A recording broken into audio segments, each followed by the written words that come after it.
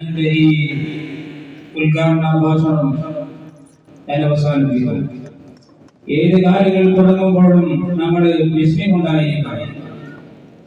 ബിസ്മില്ലാഹിർ റഹ്മാനിർ റഹീം എന്ന വാക്യത്തിൽ ഈ യോഗത്തിന്റെ ഉദ്ഘാടനം ചെയ്തതായിട്ട് അറിയിക്കുകയും ചെയ്തു. അല്ലാഹു തആല സ്വീകരിക്കട്ടെ. പരിശുദ്ധ ഹബീബ് സല്ലല്ലാഹു അലൈഹി വസല്ലം തങ്ങൾ പറഞ്ഞ ഹദീസിൽ കാണാം, കുല്ലു അംരിൻ ദീബാൽ ലം യുബദഅ ബിസ്മില്ലാഹ് വഹുവ അബ്തർ. ബിസ്മി കൊണ്ട് തുടങ്ങാത്ത ഏത് കാര്യങ്ങളിലും അല്ലാഹുവിന്റെ ബറക്കത്ത് ഉണ്ടായിരിക്കും എന്ന് മുസ്തഫ നബി സല്ലല്ലാഹു അലൈഹി വസല്ലം.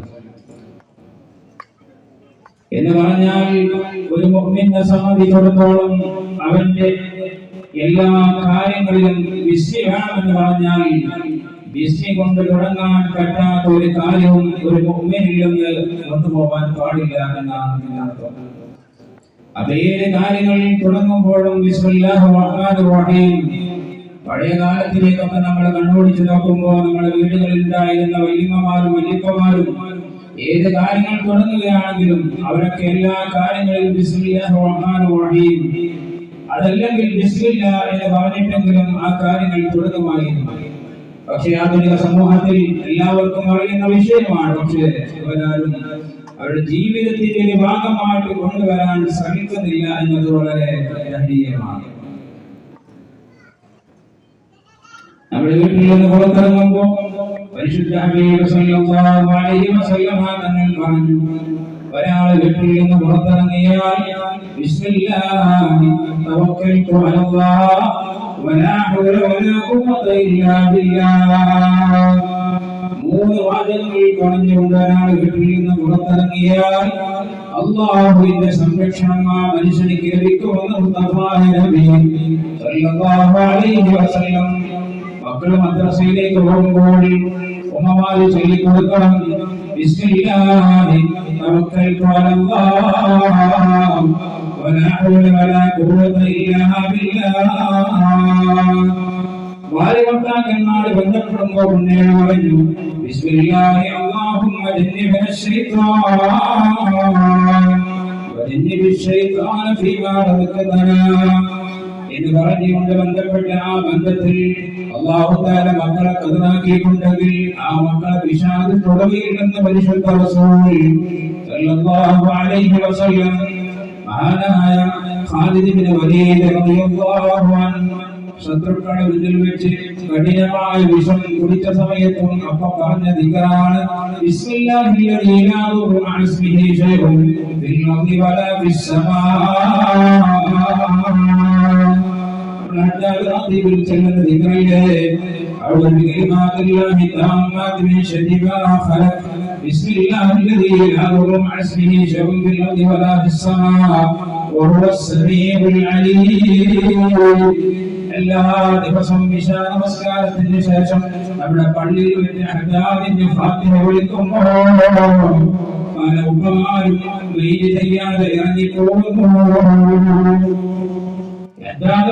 നമുക്കറിയാം, 1044 ജനിച്ച മഹാനായ അബ്ദുല്ലാഹ് ഇബ്നു ഹദ്ദാദ് റളിയല്ലാഹു അൻഹു ഉണ്ടാക്കിയ വിശുദ്ധ ഖുർആനിൽ നിന്നും ഹദീസുകളിൽ നിന്നും തെരഞ്ഞെടുത്ത ഹദീസുകളിൽ നിന്നും തെരഞ്ഞെടുത്ത ദിക്റുകളും ദുആകളുമാണ് ഈ ഹദ്ദാദ് റാത്തിയിലുള്ളത്.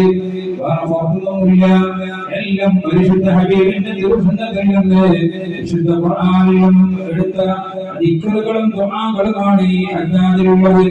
അതുകൊണ്ട് തന്നെ സാധാരണക്കാരനെ സംബന്ധിച്ചിടത്തോളം ഇതൊക്കെ കിതാബുകളിൽ നിന്ന് കോർക്കിയെടുത്തുകൊണ്ട് ചെല്ലാൻ ബുദ്ധിമുട്ടായതുകൊണ്ട് തന്നെ മഹാനായ ഇമാം ഹദ്ദാദ് റളിയല്ലാഹു അൻഹു അബ്ദുല്ലാഹ് ഇബ്നു ഹദ്ദാദ് റളിയല്ലാഹു അൻഹു അതൊക്കെ കിതാബ് രൂപത്തിൽ ക്രോഡീകരിച്ച് എല്ലാ വീടുകളിലും എല്ലാ പള്ളികളിലും എല്ലാ സ്ഥലങ്ങളിലും ചൊല്ലിപ്പോരുന്ന കാലങ്ങളായിട്ട് നൂറ്റാണ്ടുകളായിട്ട് ചൊല്ലിപ്പോരുന്ന മഹത്തായ ഒരു ദിക്റാണ് ഹദ്ദാദ് റാത്തി എന്ന് പറയുന്നത്. സ്ഥിരമായി ചൊല്ലേണ്ട ദിക്റാണ്.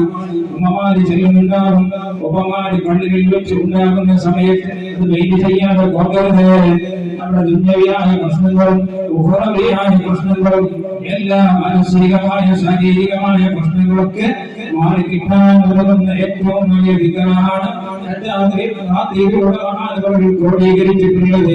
യാദൽ ജലാലി വൽ ഇക്റാം അബിതന അലാ ദീനിൽ ഇസ്ലാം ഈമാൻ ഉറക്കാൻ, ഈമാനോടുകൂടെ മരിക്കാൻ വേണ്ടിയുള്ള ദിക്റാണ്, ദുആയാണ്.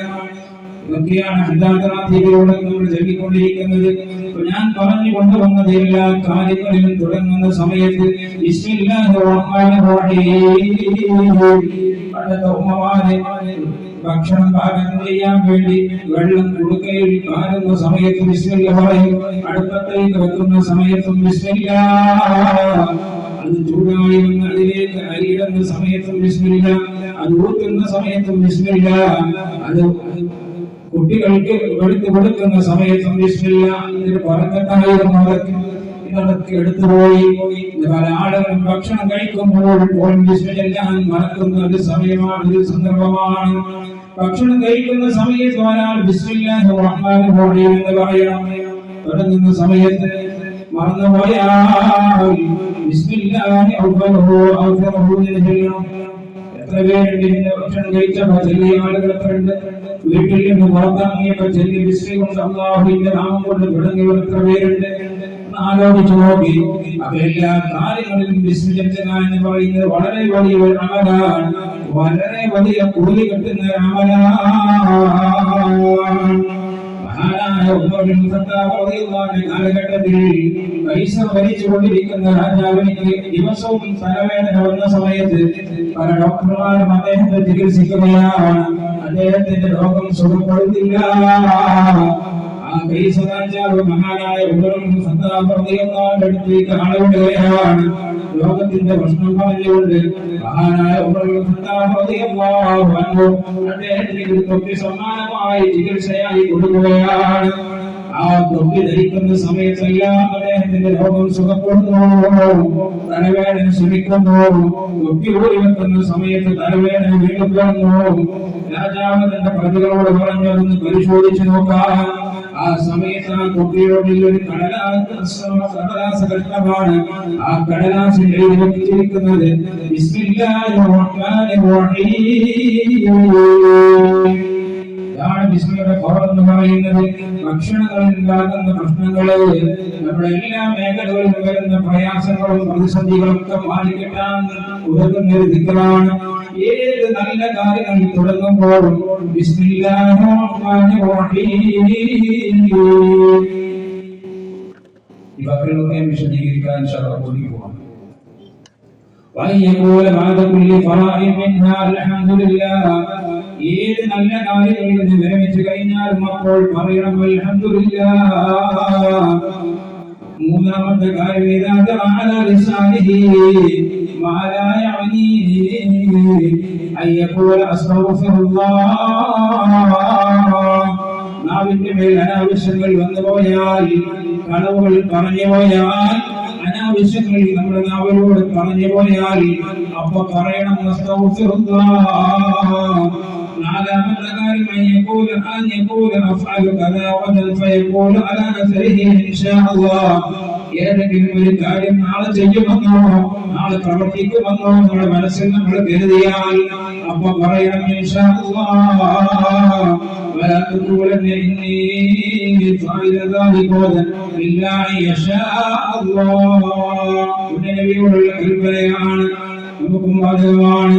അഞ്ചാമത്തെ കാര്യം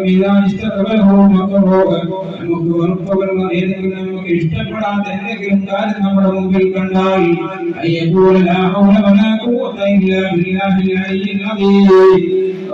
പറഞ്ഞില്ല അക്ഷരവും നിങ്ങൾ ലാ ഹൗല വലാ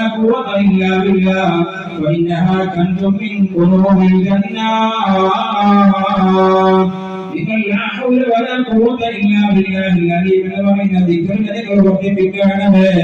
വഇന്നഹാ കൻസും മിൻ കുനൂസിൽ ജന്ന. അത് സ്വർഗ്ഗത്തിന്റെ നിധികളിൽപ്പെട്ട ഒരു നിധിയാണെന്ന് മുസ്തഫ നബി സല്ലല്ലാഹു അലൈഹി വസല്ലം. ആറാമത്തെ കാര്യം ഇദാ അസാബതു മുസീബത്തുൻ ഫിൻ നഫ്സി അവൽ മാലി ഖല്ല ഔ കസറ യഖൂൽ ഇന്നാ ലില്ലാഹി വ ഇന്നാ ഇലൈഹി റാജിഊൻ. ഏതെങ്കിലും പ്രയാസങ്ങളോ വിഷമങ്ങളോ ബുദ്ധിമുട്ടുകളോ വന്നു കഴിഞ്ഞാൽ അപ്പൊ പറയണം ഇന്നാ ലില്ലാഹി വ ഇന്നാ ഇലൈഹി റാജിഊൻ. നമ്മളുടെ മരണധികമായിട്ട് നമ്മൾ മാറ്റിക്കളഞ്ഞു പോയി. മരിച്ചാൽ അധികമായിട്ട് നമ്മൾ മാറ്റിവെച്ചു. എന്നാൽ അങ്ങനെയുള്ള മുന്നിൽ പഠിപ്പിച്ചത് നടന്നുകൊണ്ടിരിക്കുന്നതിന്റെ ഇടയിൽ നിങ്ങൾ ചെരുപ്പിന്റെ വാറ് പൊട്ടിപ്പോയാൽ അപ്പൊ പറയേണ്ട ദിക്റാണ് ഇന്നാ ലില്ലാഹി വ ഇന്നാ ഇലൈഹി റാജിഊൻ.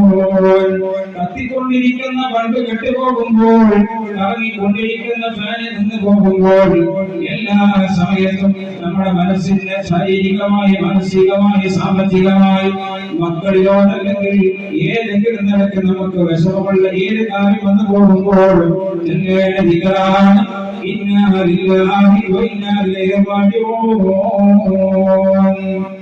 ഏഴാമത്തെ കാര്യം മഹാൻ പറയുന്നു, ലാ യസാലു ബിരിയല ലിസാനിഹി ഫീ അനാഇല്ലി വ ഖാഫിന്നഹാർ ലാ ഇലാഹ ഇല്ലല്ലാഹു മുഹമ്മദുർ റസൂലുള്ളാഹ്. രാവിലെയും വൈകുന്നേരം ഒഴിവ് സമയത്തൊക്കെ കിട്ടുന്ന സമയത്ത് ലാ ഇലാഹ ഇല്ലല്ലാഹ് മുഹമ്മദുർ റസൂലുള്ളാഹ് അവസാനം പറയേണ്ട വാക്കല്ലയോ? അത് തന്നെയാണ് നമ്മുടെ ദുനിയാവിൽ നമ്മുടെ സമയം കിട്ടുന്ന സമയത്തൊക്കെ സമയം ഉണ്ടാക്കിക്കാണ്ട് ചെല്ലേണ്ട ദിക്റാണ് ലാ ഇലാഹ ഇല്ലല്ലാഹ്. അല്ലാഹുവിന്റെ റസൂൽ പറഞ്ഞു, മൻ കാന ആഖിറു കലാമിഹി ലാ ഇലാഹ ഇല്ലല്ലാഹ് ദഖലൽ ജന്ന. ഒരാളുടെ അവസാനത്തെ വാക്ക് ലാ ഇലാഹ ഇല്ലല്ലാഹ് ആയി കഴിഞ്ഞാൽ ദഖലൽ ജന്ന, അവൻ ഫായിദീകളോട് കൂടെ സ്വർഗ്ഗത്തിലാണെന്ന് നബി സല്ലല്ലാഹു അലൈഹി വസല്ലം. അല്ലാഹുവേ, പാവപ്പെട്ട ഞങ്ങൾക്ക് മരണസമയത്ത് ലാ ഇലാഹ ഇല്ലല്ലാഹ് ചൊല്ലി മരിക്കാനുള്ള തൗഫീഖ് നൽകണേ അല്ലാഹ്. ഞങ്ങളുടെ മാതാപിതാക്കൾക്ക് നൽകണേ റഹ്മാനെ. ഞങ്ങളെ സഹായിക്കുന്നവരെ, സഹകരിച്ചവരെ, ദുആ കൊണ്ട് വസീയത്ത് ചെയ്തവരെ, പ്രത്യേകിച്ച് ഈ മജ്ലിസിനോടുള്ള സദസ്സിലേക്ക് പറഞ്ഞിരിക്കും സഹായ സഹകരണങ്ങൾ നൽകിയ ആളുകൾ, ഇന്നലെ വിനിയാഗമായിട്ട് ഇവിടെ ഉറക്കമഴിച്ചുകൊണ്ടും സ്വന്തം ജോലികൾ മാറ്റിവെച്ചുകൊണ്ടും ഇവിടെ കഠിനാധ്വാനം ചെയ്ത ചെറുപ്പക്കാരായ യുവാക്കൾ, അതുപോലെ തന്നെ കുട്ടികൾ, എല്ലാവർക്കും അവർക്ക് സപ്പോർട്ടും അവർക്ക് ഉപദേശങ്ങളൊക്കെ നൽകിക്കൊണ്ടിരിക്കുന്ന കാരണവന്മാർ, എല്ലാവർക്കും മരണസമയത്ത് അസ്ഹാബിൽ ബദറിന്റെ വണക്കത്തുകൊണ്ട് ഈ സദസ്സിന്റെ പുണ്യം കൊണ്ട് മരണസമയത്ത് ലാ ഇലാഹ ഇല്ലല്ലാഹ് ചൊല്ലി മരിക്കാൻ നീ തൗഫീഖ് നൽകണേ അല്ലാഹ്. നീ തൗഫീഖ് നൽകണേ അല്ലാഹ്. അവരുടെ സാമ്പത്തികമായ, മാനസികമായ എല്ലാ പ്രശ്നങ്ങളും നീക്കി കൊടുക്കണേ റഹ്മാനെ. മക്കളില്ലാത്തവർക്ക് നീ മക്കളെ കൊടുക്കണേ അല്ലാഹ്. ജോലിയില്ലാത്തവർക്ക് അനുയോജ്യമായ ജോലി നൽകണേ അല്ലാഹ്. ഉള്ള ജോലിയിൽ ബർക്കത്ത് നൽകണേ റഹ്മാനെ. ബിസിനസ്സിൽ അഭിവൃദ്ധി നൽകണേ അല്ലാഹ്. ഇവിടെ ഒരുമിച്ചുകൂടിയിരിക്കുന്ന ഉമ്മമാരല്ലാഹുവിനെ ദീർഘായുസ്സും ആഫിയത്തും കൊടുക്കണേ റഹ്മാനെ. എല്ലാവിധ പ്രശ്നങ്ങളും പ്രയാസങ്ങളും നീക്കി കൊടുക്കണേ അല്ലാഹ്. وصلى الله تعالى وسلم على خير خلقه سيدنا محمد وعلى اله وصحبه اجمعين. انا دائما دعنا باشر اوصانا بكم واخر دعوانا الحمد لله رب العالمين. السلام عليكم ورحمه الله وبركاته. റിപ്പോർട്ട് അതിനു വേണ്ടി ക്ഷേത്രത്തിൽ ചെയ്യും.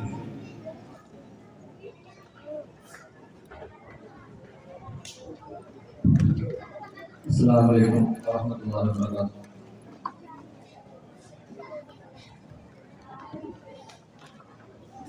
കഴിഞ്ഞ വർഷം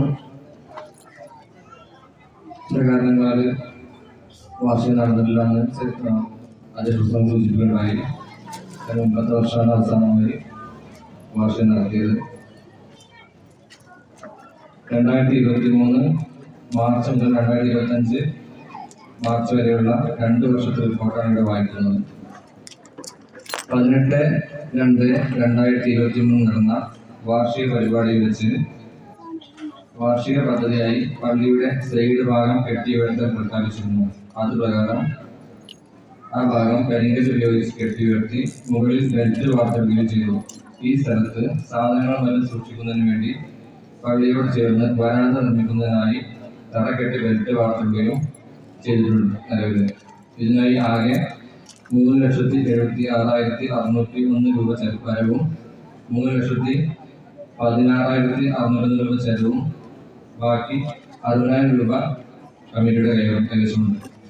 2023 മാർച്ച് മുതൽ 2025 മാർച്ച് കൂടിയ കാലയളവിൽ മാസം തോറും നടത്തിവരുന്ന മജ്‌ലിസിന്റെ പരിപാടിയിൽ നിന്നും ആകെ 3,69,988 രൂപ വരവും അതിൽ 1,03,746 രൂപ ചിലവ് വന്നിട്ടുണ്ട്. ഇതിൽ ബാക്കിയായിട്ടുള്ളത് 2,66,252 രൂപയാണ്. ഭക്ഷണ കിറ്റ് വിതരണത്തിനും മറ്റും ചിലവുകൾക്കുമായി മജ്നൂർ സമിതി നീക്കിവെച്ച വീതം